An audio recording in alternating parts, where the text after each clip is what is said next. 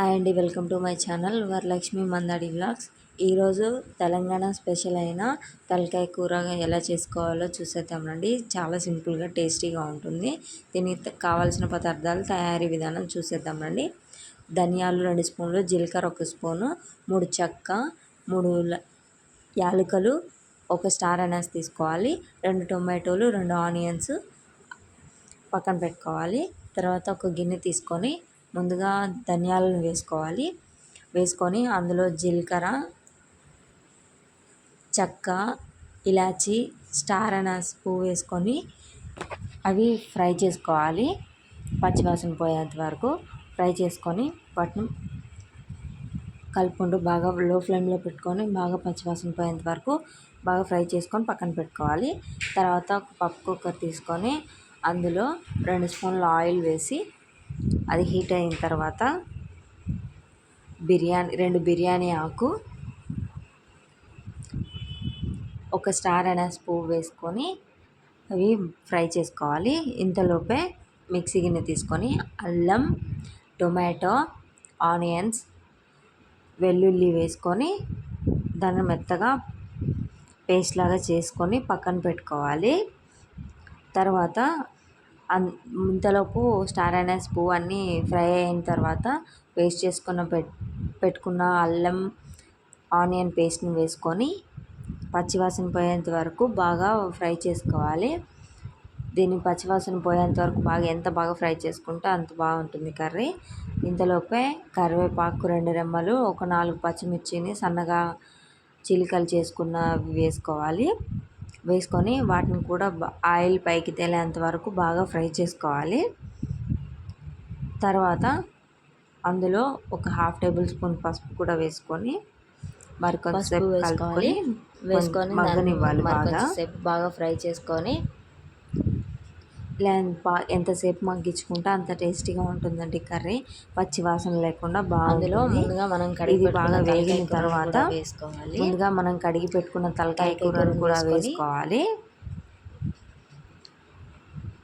బాగా కలుపుకోవాలి. వేసుకొని దాన్ని బాగా కలుపుకోవాలి. మసాలా అంతా ముక్కకు పట్టేలాగా ఫ్రై చేసి పెట్టుకున్న మసాలా అంతా పట్టేలాగా కలుపుకోవాలి.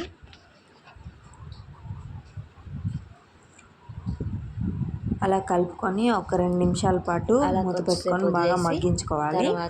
తర్వాత మీ కారంకి ఎంత కావాలో అంత కారం వేసుకొని నాకైతే 2 స్పూన్లు సరిపోతుంది. కారం వేసుకొని బాగా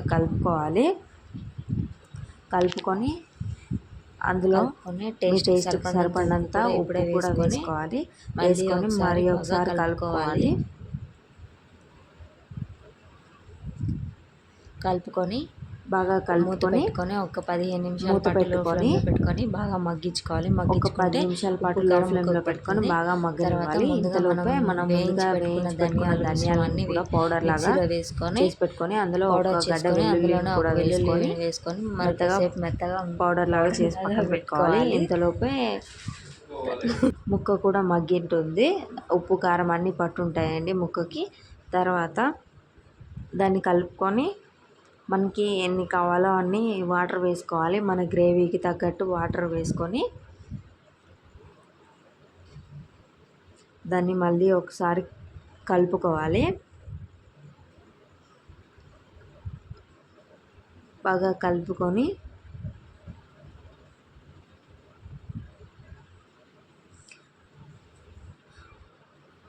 మనకి ఒక 12 విజిల్ మూత పెట్టుకొని ఒక 10-12 విజిల్ వరకు వేసుకుంటే ముక్క లోపల సాఫ్ట్గా ఉడుకుతుంది.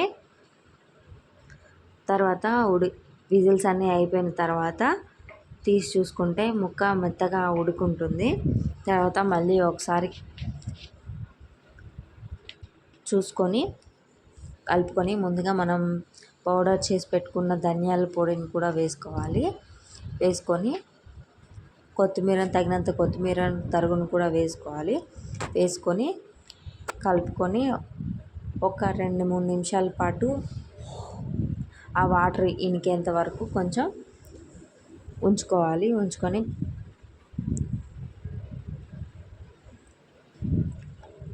కొంచెం ఆ వాటర్ అనేది ఇనికిన తర్వాత స్టవ్ ఆపుకుంటే ఎంతో టేస్టీగా ఉండే తలకాయ కూర రెడీ.